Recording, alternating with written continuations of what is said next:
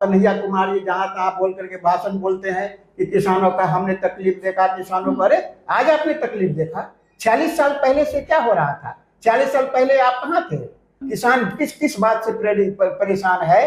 किसान के फसल का कीमत अभी भी नहीं लग रहा है। किसान ब्लॉक में प्रताड़ित होता है, किसान डीसीएलआर के प्रताड़ित होता है, किसान सीओ के यहाँ, बीडीओ के यहाँ प्रताड़ित होता है। क्या ये बात आज पैदा हुई है कि ये बात कांग्रेसी के समय से चली आ रही है? कांग्रेसियों की सरकार में महाजंगल था, लेकिन वो इस तरह करके राजनीति में दबदबा बना के रखे हुए थे कि हमारा मुंह नहीं खुला था, चौवा नहीं खुला था हम यह कहने के लिए कि आप महाजंगल राज हैं।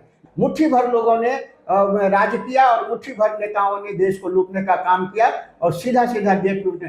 तमाम जो हमारे नेता हैं, जो हमारे आजादी के बाद सत्ता में आए, उन्होंने देश की सेवा कम की, लूट ज्यादा मचाया और देश को मिठाई का दुकान बना दिया। ये मिठाई, अच्छी अच्छी मिठाई खाते हैं और 5 साल बाद फिर जनता के बीच जाते हैं, पैसे छीन करके, झूठे बात बोल करके फिर सत्ता में आने चाहते हैं। जनता अब समझ गई है, न केवल बिहार बल्कि हिंदुस्तान की जनता समझ गई है और करारा जवाब देगी। जी, आप ये तो समझ रहे हैं कि चुनावी स्टंट है। क्या जनता इस बार इनके स्टंट को समझ पाएगी? और जो रणनीति तैयार करी है कांग्रेस, प्रभारी बदला, अध्यक्ष बदल दिया गया और लगातार प्रेशर पॉलिटिक्स कर रही है आरजेडी पर भी कि 70 सीटों से ज़्यादा चाहिए या मिनिमम 70 सीटें चाहिए, तो क्या ये कारगर रहेगा? नमस्कार, लाइव बिहार देख रहे हैं आप, आपके साथ मैं स्नेहा गुप्ता।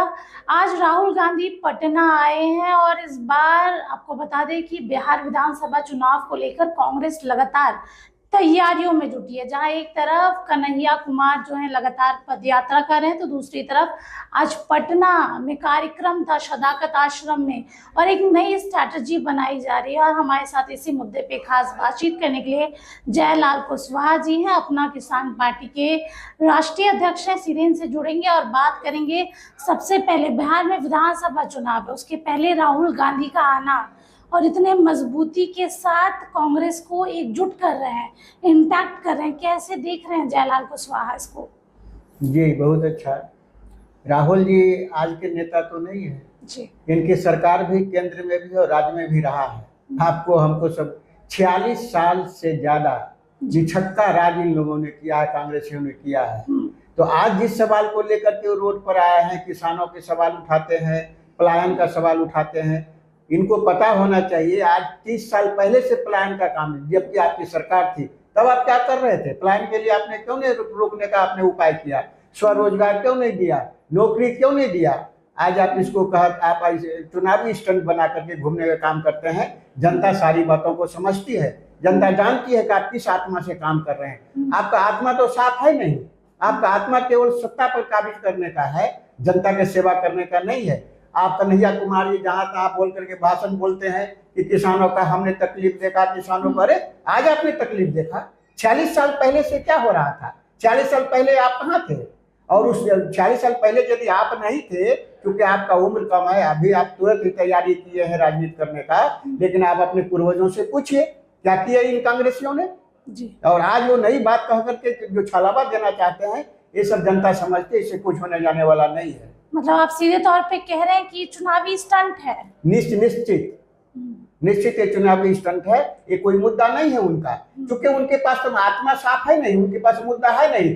किसान किस किस बात से परेशान है? किसान के फसल का कीमत अभी भी नहीं लग रहा है, किसान ब्लॉक में प्रताड़ित होता है, किसान डीसीएलआर के प्रताड़ित होता है, किसान सीओ के यहाँ, बीडीओ के यहाँ प्रताड़ित होता है। क्या ये बात आज पैदा हुई है कि ये बात कांग्रेसी के समय से चली आ रही है? तब आप क्या कर रहे थे? क्या कंसेप्ट था आपका? आपने तो वो शासनकाल भी देखा है जब कांग्रेसियों का राज था। क्या कैसा था? जैसे बोलते हैं कि आरजेडी की सरकार में जंगल राज था, तो कांग्रेसियों की सरकार में क्या था?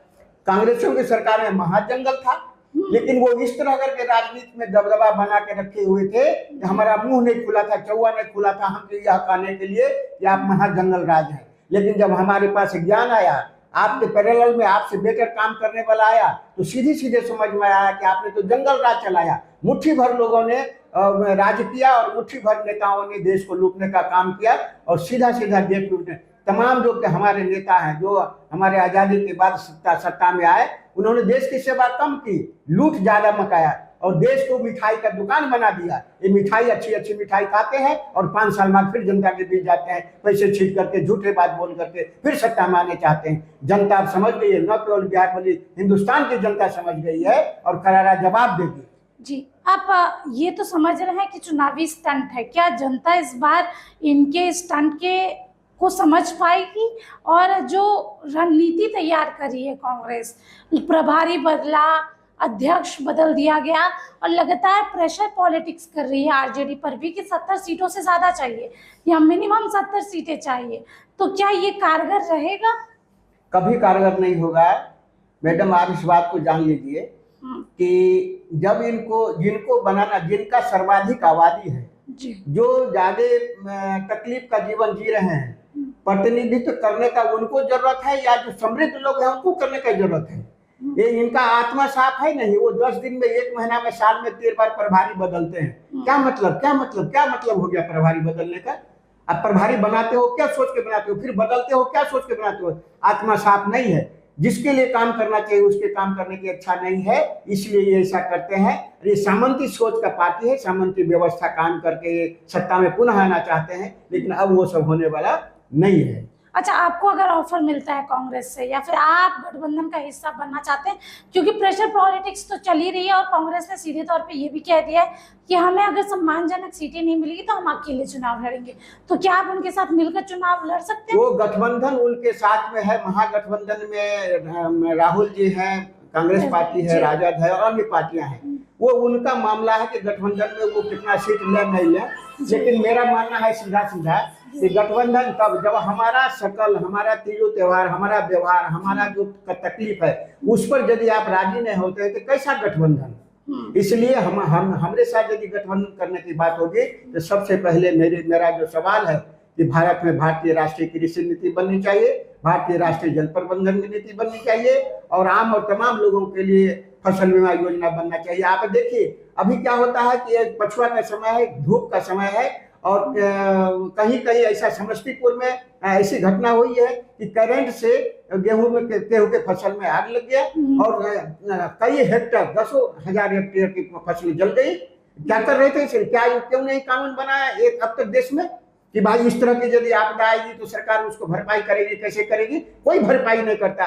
ये लोग किसान का भला चाहते हैं। अभी 1 रुपया किलो में बंधा गोभी और गोभी बिकता है, 4 रुपये 5 रुपये में जो वो सब्जी बिकता है, ये कद्दू बिकता है, वो बाजार में 20 रुपये में बिकता है, लेकिन उस किसान को जो उत्पादन करने वाला उसको मात्र 4 और 5 रुपये मिलता है। उसी में उसका खर्च। आप समझिए कि क्या कंसेप्ट है इन लोगों किसान के प्रति। इस पर कानून क्यों नहीं बनाया गया कि जो उत्पादन करता है उसको कम से कम जो लागत है उसके अनुसार उसको लाभ मिले, लेकिन यह व्यवस्था देश में कायम नहीं हुआ।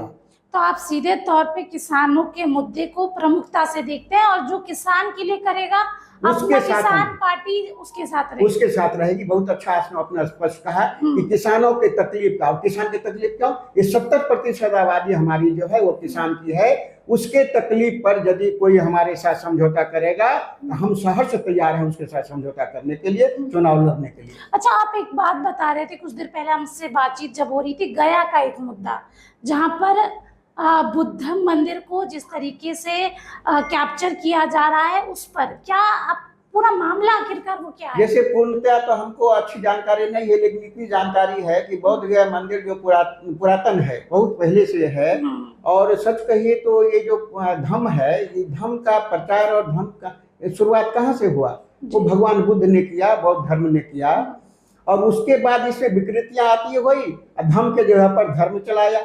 धर्म का एक प्रिस्क्रिप्शन है कि तुमको ऐसा कपड़ा पहनना है, ऐसा चंदन लगाना है, ऐसा करना है। तो ये जो धर्म चलाने वाले लोग थे जो अपने फायदे के लिए धर्म चलाने का काम किया, और बौद्धिस्टों की जब अवनति होने लगी तो बौद्ध मंदिर पर ये लोग कब्जा जमाने लग गए।